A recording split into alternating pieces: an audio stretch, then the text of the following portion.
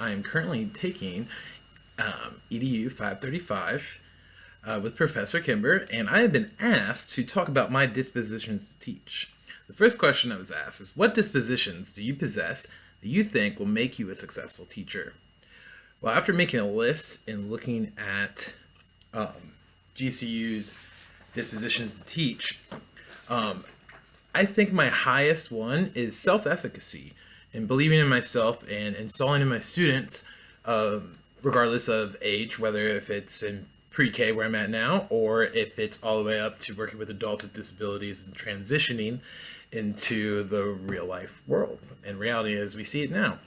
And that self-efficacy of building and installing in them and believing in themselves and their abilities, and then building off of that and based off their interest, whatever their interest may be, and building off those interests and then having that motivate them to want to be successful. I think that is my biggest thing in the classroom that I do on a daily basis.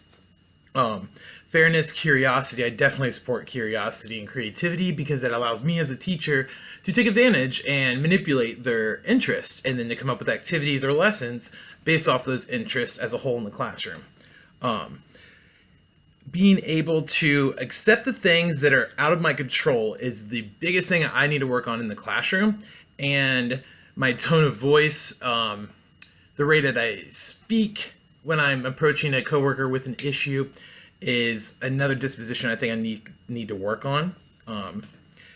This is in regards to question 2, what dispositions do you need to work on before I enter the classroom as a first year teacher, and definitely working on the timing of when I approach my coworkers with issues, the way my tone of voice is. I'm so passionate about education that sometimes I might sound very aggressive in my conversations with coworkers when I'm approaching issues, which is just negative, and it's just a snowball effect of not getting any work done. And I've learned that primarily at the beginning part of this year with issues of door duty in our school. I had an issue with a coworker because she kept missing her door duty, which I didn't know she was in IEP meetings, which is definitely more important than door duty. But that's now resolved, and we solved that issue between us. The last question is, what does a professional educator look like, and how do they behave? What standards guide their thinking and actions? The first thing I want to say about this is, what does a professional educator look like? They can look like anybody. Anybody can be an educator.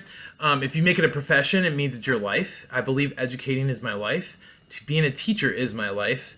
I have such a passion to teach and to motivate individuals to better themselves, that I kind of look at myself as a social chameleon. I can mold myself and how I look and who I am per the environment that I teach in. Like currently right now, I'm in Lakota. That's where I graduated from, and I dress what Lakota teachers look like. So the first thing I do when I walk into the school for an interview is I look at other teachers. I'm like, what do these teachers look like? What are they wearing? What day is Spirit Day?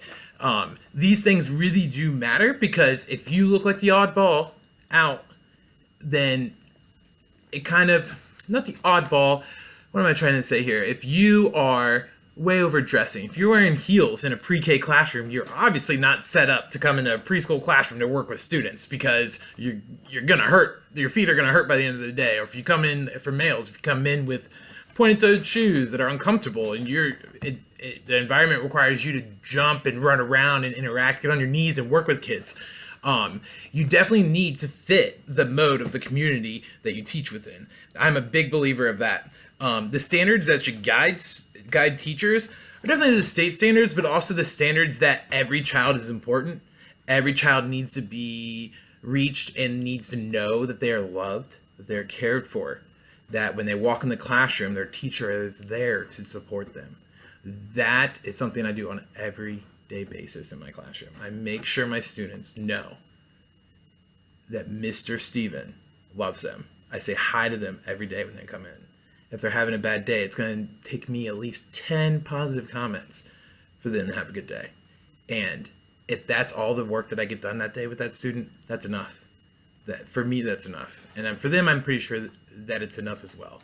Knowing that they are loved, they're cared for, they're protected. and that I am here for their success. Thanks for listening, and have a good one.